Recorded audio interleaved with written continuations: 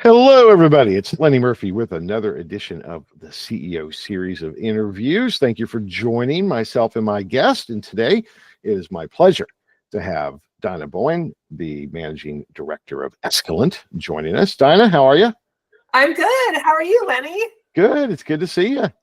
Good to see you as well. Thanks for Yeah. having me. Oh, it's a joy. We hadn't caught up in a long time, so that's why I love doing these things because I get to talk to people that I like, and that otherwise we wouldn't have made the time to do this because we're busy. So glad we're having the conversation. So for those who don't know you, you want to give a quick little bio, kind of your origin story? Yeah, my origin story. Well, I'll talk about my market research origin story specifically. Okay. So I started in the industry in the year 2000. I came out of technology consulting, and I'd experienced an IPO and was ready to go to another startup, and was lucky enough to join a company called Market Tools at that time. Mm-hmm. And that was a 12-year run on building a company that ultimately was sold to SurveyMonkey. So, most of my market research origins are technology-based research companies and startups. So, Escalant is the first company I've been at that is just a pure, really a services company. We have technology, we're technology enabled, mm-hmm. but we are, a people-based consultancy and services company. And for those who know, Escalant was the merger of Market Strategies and what was the Morecase? Thank you. And Market Strategies, and yes. Then since then we acquired a company called Grail. Before that, a company called Javelin, which is a syndicated business. And then, most recently, the incorporation of C-Space and Holland Partners. Yeah, very cool. I'm talking to Diane Hessen here in another week or two. She's a legend. She is. I'm looking forward to it. I haven't talked to her in a long time. So she was on the phone with me when we discovered we're having our fifth child. So we have this connection because we just happened to be on the call, and she was calming me down when I was hyperventilating. So You're anyway. Like, I'm excited, but another one, but I'm excited. Yeah, I know. Oh, I guess we're buying a Suburban now, which really was like the second thing out of my mouth when we found out. But anyway, so what's the difference in coming through technology and now being on kind of the service side of the industry? I'm just curious on what that's been like for you. Yeah, well, I think on the service side, it's looking for opportunities to implement new technologies that can help enable people. So I talk a lot about people, process, and technology. And, we've got a lot of really smart people, a lot of great people. We've got people all over the world at this point. I don't know if people know that about Escalant, but we have offices in China. We have offices in South America. We have an office that the European office has C-Space, Holland Partners, and Escalant all in the same space. And we've got offices in India. So we're maybe larger than people think we are. Yeah. But you can only push people so far. You have to use technology. And of course, now with AI, we're looking at how do we vet AI? How do we implement AI? But all of that is to help people, be more efficient so that they can really think about how do they add value with strategy and expertise and their experience versus maybe more administrative tasks. So that's then segue. During this period of transformation for technologies, especially AI, and I think the implications for service businesses are equally exciting and scary. Yes. Will AI replace my job? Is the fear, right? It's technology replacing jobs is always a fear for people, right? People need jobs. Yeah, if it's process oriented. So my experience been with that, I resisted. Here I am, Mr. Innovation, and I resisted incorporating AI into my daily work because of the fear of being replaced. Where finally I realized, wait a minute, no, this is just replacing kind of not value-added drudge work, right? Lots of process. My value is still in my thinking and implications and outcomes and all that type of good stuff. We're not there yet, but boy, I could save so much time. So I found it to be a force multiplier overall.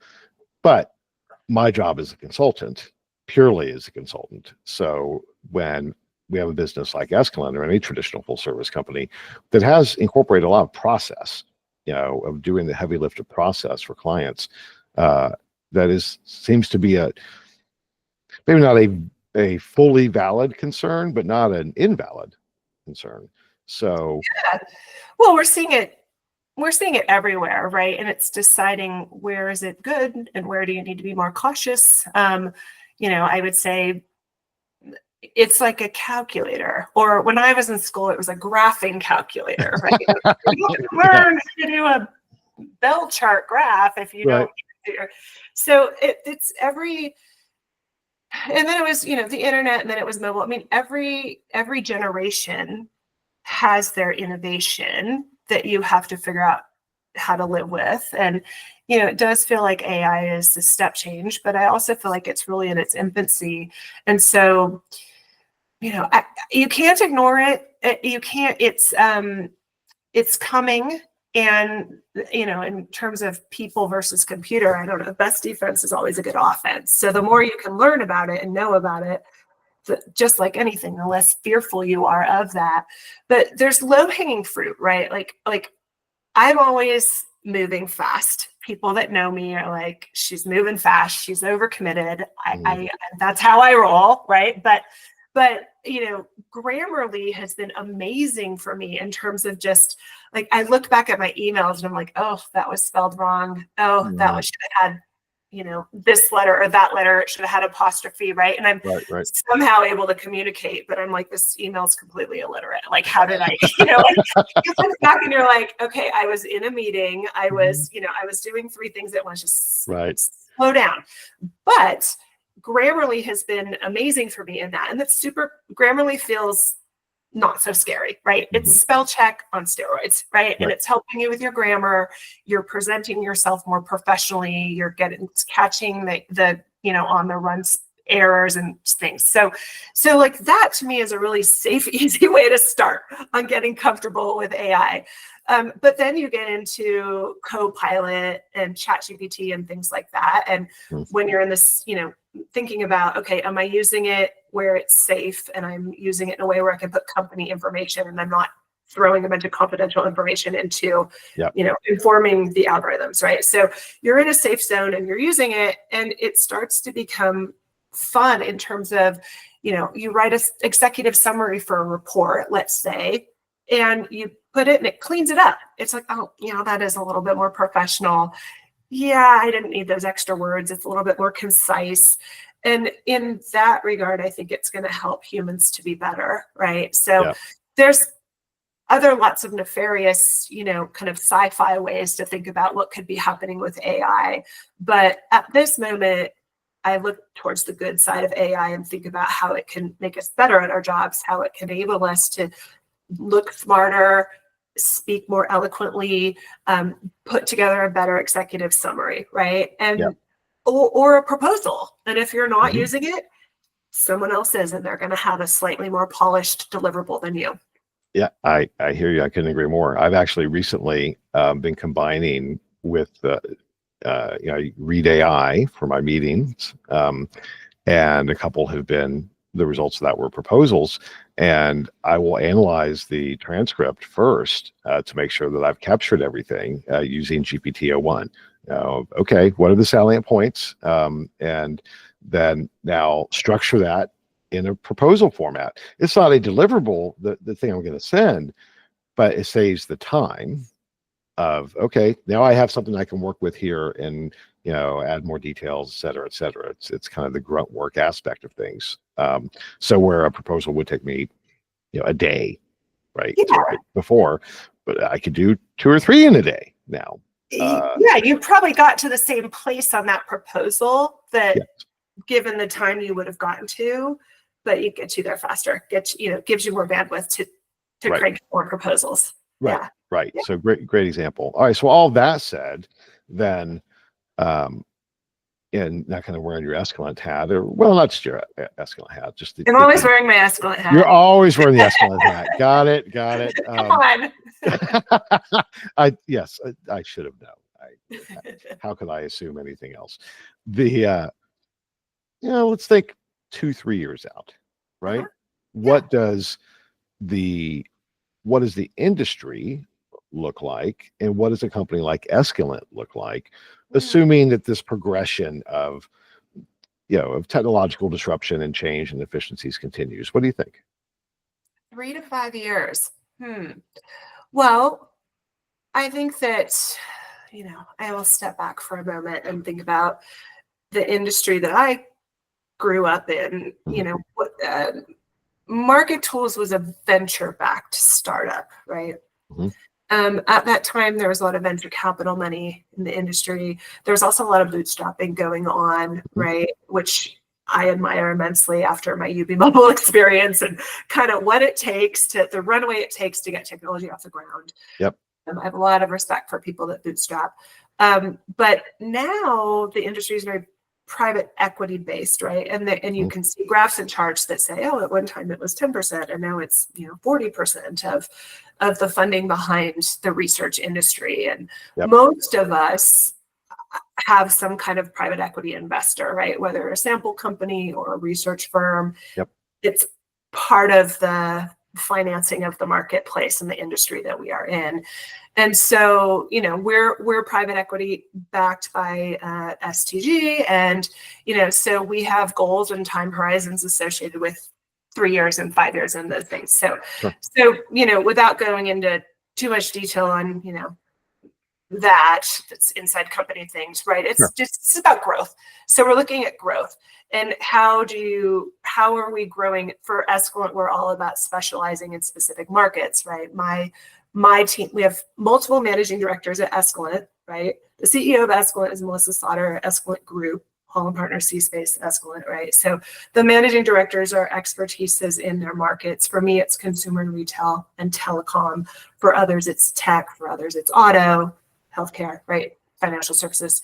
So it's about growth. It's about how are we growing, and that's about driving value for our customers. It's about adding differentiated services, analytics and AI capabilities, which we have a platform called Enlita, which, to me, we bought that. That was part of what we bought with Holland Partners.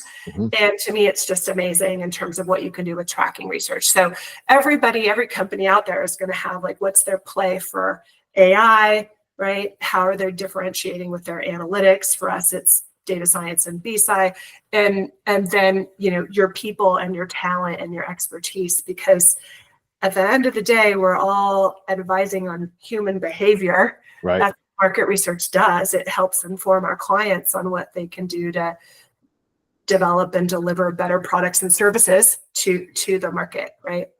And we do that around the world. And so, the people aspect of how you think about that storytelling is going to continue to be important. It's going to continue to be about interpreting the data and telling the human story, even if we automate everything else. And we haven't gotten all the way there yet, but even when we do, right? And all of that is automated in terms of the process in producing the insights, right? It's the people telling the story.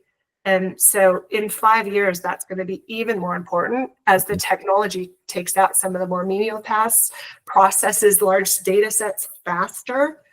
It's still going to come down to people telling a very human story about what products and services the world wants.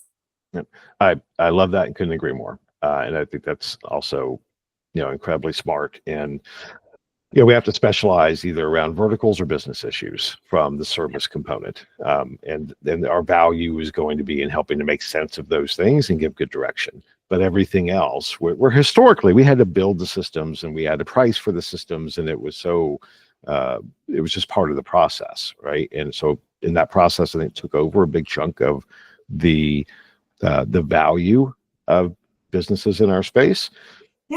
Now that's decreasing, and we will clearly be this delineation of tech and service on that spectrum. in companies like, go ahead. The fun part is solving new business problems, right? Yes. To me, that's the fun part, right? Yes. So like AI is only going to know what happened in the past and be able to look at the data and the patterns in the past. Yep. But things happen every day that we've never seen before. A lot of things happen this Especially year the past couple of years. before, right? Right. And so like, I think about a blog post that I worked on with a couple folks at my company, Casey Boyce in auto and energy, and Nancy Arter in tech. The three of us partnered together to look at, from a tech, retail, and auto energy lens, EV charging at retail, at Targets and Walmarts and Starbucks and McDonald's. And, how is the world going to change in terms of how we charge hybrids or electric vehicles? And how does that impact the retail experience? Mm-hmm. And that's a new problem.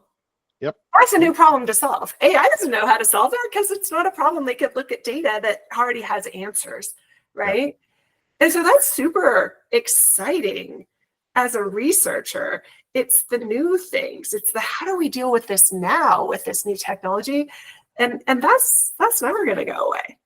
So the future is going to need people, smart people, to solve new problems, and hopefully technology will solve the problems that we don't want to solve anymore because we've solved them 100 times already. There's things that in my career, even when I'm coaching people on my team, I'm like, oh my God, I've solved this problem 100 times. How about you give it a shot? Maybe you'll be like, how about you try it? Because you need to learn how to solve that problem. I don't need to learn how to solve that problem anymore, right? And that's what AI is going to do for us. Right? I love that. That's such a great vision. By the way, I have a buddy in Australia that surprised me not too long ago. He was in real estate, and they were targeting buying buildings that had large roofs. No, I'm sorry. They were not real estate. They were in automotive. They're in automotive. They were buying buildings with large roofs. It's like, why? For flying cars. No, for flying cars. Like what? Soon? Oh, flying cars. Oh, they're investing in the future right there. Right. So to your point, it's like that. Well, yeah. I feel like the company would be called like Jetson Motors. I know. George Jetson is like yes. That we were promised. We're of the generation. Where is our Jetson's future? I don't think it's too far off now, but we still got a little ways to go. Anyway, that's a really cool vision and great philosophy. What if you had to go get your pilot's license at the DMV? Right, that would be interesting too. Apparently, I mean, there are. That those are being rolled out slowly but surely, and apparently, no, it does not require any real difference in licensing, which I think is pretty scary, actually. So I don't want to. I wouldn't do that personally myself. I damn sure wouldn't want my kids doing it without special training. But anyway, so you mentioned mentoring, and so let's.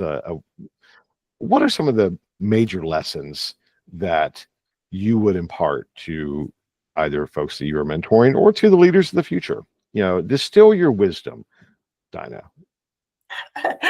Well, I would start with the more you know, the less you know, right? So many things to say about this. I mean, my leadership team, for my team, we talk about this a lot in terms of mentoring this next generation of leaders, right? And trying to be open-minded about their experience in the world that they're living in and coming up in their careers in versus our experience. And I'm a Gen Xer, right? So we're like a figure it out for yourself, right? Like we were like, here's your latchkey, your lunch, like leave in the morning, come back in the evening, try not to get in trouble while you're out there, and figure it out. There were no mobile phones. Your parents just hoped you showed up at the dinner table, right? They felt good about like food would bring you back, right? Right. So and it did, and that was like the understanding, right? So many things. So I will say, yes, our generation was a figure it out for yourself generation all the way through our careers, right? Yep. Now, I will always say that we don't need to make it as the things that were hard for us, we don't need to overly make hard on a younger generation just to prove a point, right? Like they're going to have their own things that are hard because of social media, other things that they're dealing with in their time and place in the world. But I will say that this generation is they're developing their careers on screens, a lot of them. And I think about how do we get across pollination for the group? You know, hopefully folks have got, if they're in a remote type of world, they have a good community outside of work when they're not on the screen. Yeah. You know, for me, that's like a world where I'm on screen in meetings all day long, and then I go to yoga and do things with people in person, right? So that's, it's finding that balance, but it's how do they get this camaraderie and coaching, and we're making sure that they're not suffering in silence because you're not seeing them at their cube or at their desk or in the office every day. And so I would say for them, it's beholden upon them to participate and be on video. And, you know, a lot of times people kind of go off video, or they're not engaging with the meeting. Well, you learn through engagement. You learn by asking questions. And so I get nervous from like, they didn't ask any questions. Are we good here? Does everyone know what we're doing? You know, so I think it's about for the younger generation, I would say engage. For us, it was raise your hand and try something new, Right. and know that failure is learning. You know, how do we help people? There are people on my team who over the last couple of years have made, I wouldn't say catastrophic mistakes, that's not the right word, expensive mistakes. and then there's fear of, oh my gosh, am I going to get fired? And it's like, well, no, I'm about to double down on you because I want a return on my investment, because we just had a very expensive mistake. Right. Your job is to learn, and it's not going to happen again. And I'm going to invest in you. I'm going to invest in your learning. We have to invest in their learning, right? And move from fear, like, you know, at some point you got to figure it out. Like you don't have forever, but you do have runway to figure it out, right? Yeah. But this generation has a lot of anxiety and fear. And, you know, they're graduating during a pandemic. There's a lot of uncertainty in the world. They've grown up seeing things on social media, good and bad, right? It creates anxiety for humans. And so how do we help people feel safe so that they can make mistakes, so they can learn? Because if they don't face challenges, you know, sometimes I'm like, I'm going to let people face this challenge, because otherwise they don't get the learning to go into to be a better researcher, to go into management, to be a better leader in the world. And, you know, so it's letting folks fail in a safe way and supportive way, but also making sure they get the learning, right? Yeah. They have to get the learning, because they can't keep that. Can't be the definition of a SANEAM failure. Healthy amount, get the learning to build a career to move on. But this year I'm really trying to get, you know, some junior folks on my team to come up with a mentorship program for the team, because every year we say, oh, we want a mentorship program. Of course, I love the Wire mentorship program. I'm like, there are great mentorship programs that exist in the research industry. Participate in them. But sometimes you need something a little closer to home, you know? And so we're trying to have, I've got some junior folks, and I'm like, how about you guys mentor us? How would you like to do a mentorship program, right? And I always talk about reverse mentorship, because there's perspective and understanding and learning I can also get, probably mistakes I'm making with generations, that because I'm biased Generation X, you know, so like there's the thing that's important about mentorship is knowing that you need to be mentored too, right? So I love that. To say on mentorship, I could just keep going, but no, that's fantastic and inspiring. And reminds me of thinking of so many applications of that idea of not just in work, but also, you know, as a father or in community, and, you know, et cetera, et cetera. So thank you. I need to be reminded of that, of remain teachable and from everybody. Mentorship to me is so fun. It's probably, you know, my mom was a teacher, so I kind of came from, but some of my, there's mentors certainly at Escalant, but then I have two mentors that are at brands, and I won't say what brands are at just out of confidentiality, but one's at an earlier stage in career, one's in more of like a getting ready to be senior management level in their career in big brands. And, you know, they have a whole set of things that are different set of things than on the, you know, the research partner side. And so I find it interesting to kind of work through that and think about how to ultimately help people advance their careers in the environment that they're in. So. No, very cool. So be conscious of your time as well as the listeners. Is there something that you wanted to bring up that we didn't get to? Gosh, I don't think so. After we get off this call, I'll think about You'll like think of it. Okay. Last chance. I mean, this is like, you get to brag. So something you want to brag about? Say.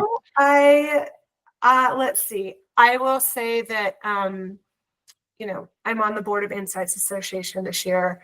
Congratulations. You don't get there alone. There's a lot of people that support you on that opportunity. And so I'll take the chance to say thank you for those of you that supported me. I'm looking forward to that. I'm going to learn. I haven't been on the, Insights Association board is going to be new for me, a new learning for me. And I welcome that. And there's a lot of really talented people on that board that I look forward to learning from. But I would just say thank you. I'd say thank you to the folks out there that have been a part of my research life and have supported me. And I hope that I return that in terms of the support I give you. Very cool. And congratulations. That's great. Yeah. I'm excited. Yeah. No, very cool.